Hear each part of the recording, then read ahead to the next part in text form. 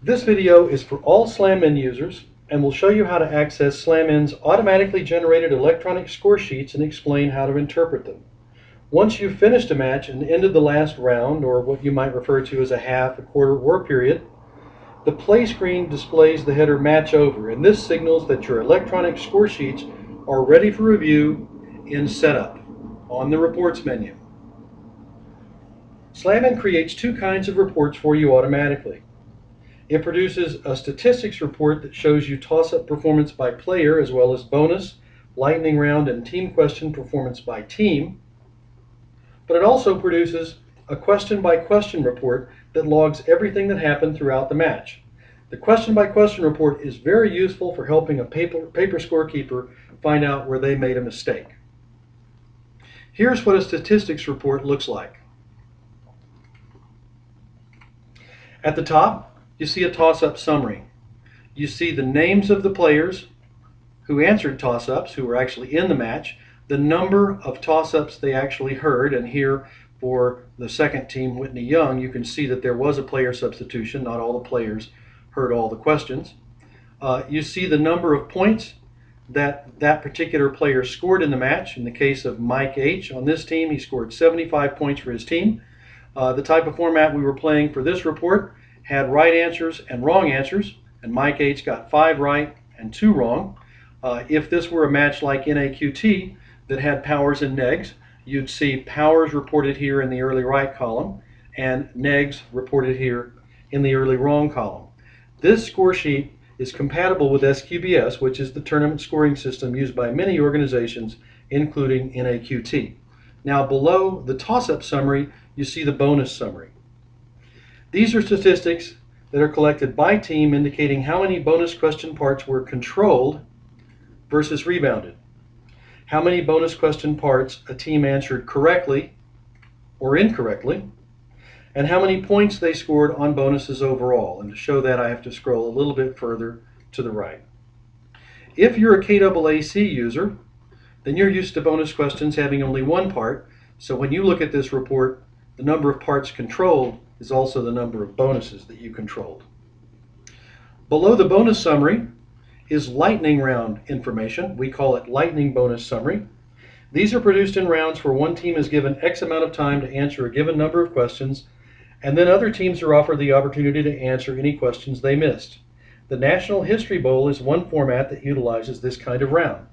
Note that in many of these situations, including the National History Bowl, sweep points are awarded to teams that answer all parts correctly, and those are shown here to the far right, if we had played that format.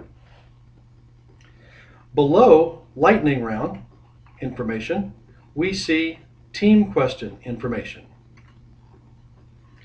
Team question performance summarizes all the points earned by a team on all the team questions or worksheets that were handed out in team rounds.